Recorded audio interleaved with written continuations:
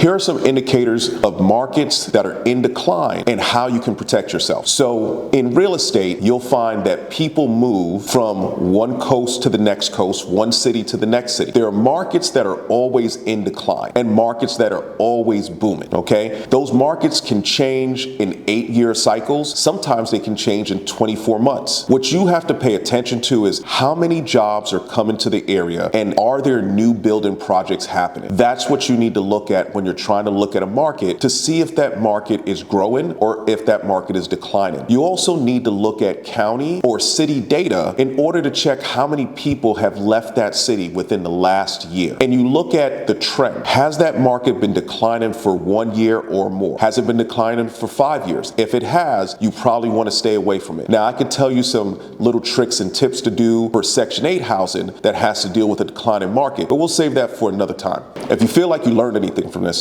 go ahead and shoot me a follow so you can learn more.